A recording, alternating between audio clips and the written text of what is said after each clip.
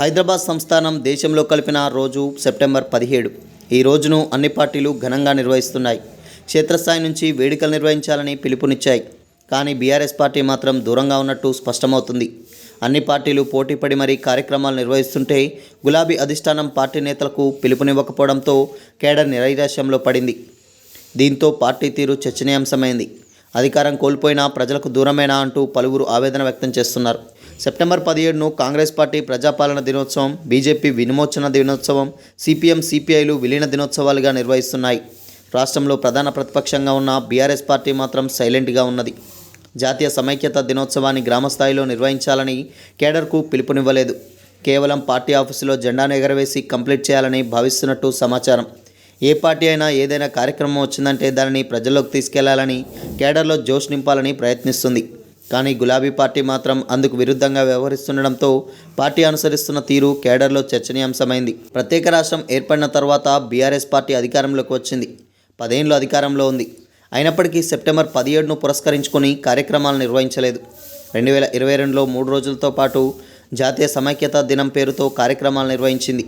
2023లో రెండోసారి నిర్వహిస్తామని ప్రకటించినప్పటికీ అసెంబ్లీ ఎన్నికల కారణంగా పార్టీ కేంద్ర కార్యాలయంలో మాత్రమే జెండాను ఎగరవేసి ముగించింది. దీంతో సర్వత్రా విమర్శలు వచ్చాయి.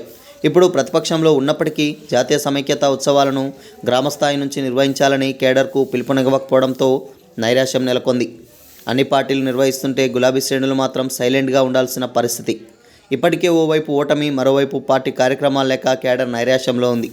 ఇప్పుడు జాతీయ సమైక్యత దినోత్సవాన్ని సైతం ఆసరాగా చేసుకొని ప్రజల్లోకి వెళ్ళిపోవడంతో పార్టీలో ఏం జరుగుతుందో తెలియక ఆందోళన నెలకొంది. రాష్ట్రంలో ప్రధాన ప్రతిపక్ష నేతగా కేసీఆర్ ఉన్నారు. ఆయన సమైక్యత దినోత్సవంలో ఎక్కడా పాల్గొంటున్నట్టు సమాచారం లేదు. అంటే హైదరాబాద్ రాష్ట్రంలో తెలంగాణలో విలీనం కావడం ఇష్టం లేకనా, లేక ఎంఐఎం మిత్రపక్షంగా ఉండడంతోనేనా కార్యక్రమాలకు దూరమా అనేది చర్చనీయాంశమైంది. అధికారంలో ఉన్నప్పుడు జాతీయ సమైక్యత దినోత్సవంను నిర్వహించడం విమర్శలకు దారితీసింది. ఇప్పుడు కూడా అదే పేరును ప్రస్తావిస్తున్నారు. కానీ పార్టీ శ్రేణులకు మాత్రం కార్యక్రమాలు చేపట్టాలని పిలుపును ఇవ్వకపోవడంతో పార్టీ శైలి కేడర్లో చర్చ జరుగుతుంది. అసెంబ్లీ, పార్లమెంట్ ఎన్నికల్లో ఓటమి తర్వాత బీఆర్ఎస్ పార్టీ కార్యక్రమాలకు దూరంగా ఉంది.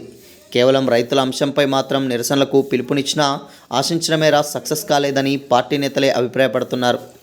రాష్ట్ర ప్రభుత్వం అవలంబిస్తున్న ప్రజా వ్యతిరేక అంశాలపై ప్రజల్లోకి వెళ్తామని పార్టీ పేర్కొంటున్నప్పటికీ ఇప్పటి వరకు ఎలాంటి కార్యాచరణ చేపట్టలేదు. సెప్టెంబర్ 17 అంశం ప్రజల మధ్యకు వెళ్లే అవకాశం వచ్చింది.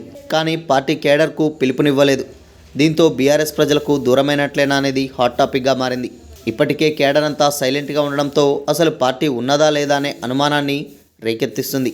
ఏ అంశాలతో ప్రజలకు దగ్గరవుతుందో చూడాలి. మరి జాతీయ సమైక్యత దినోత్సవం సెప్టెంబర్ 15ను పురస్కరించుకొని పార్టీ కేంద్ర కార్యాలయం తెలంగాణ భవన్లో మంగళవారం పార్టీ వర్కింగ్ ప్రెసిడెంట్ కేటీఆర్ జాతీయ జెండాను ఎగరవేయనున్నట్టు పార్టీ వర్గాలు తెలిపాయి.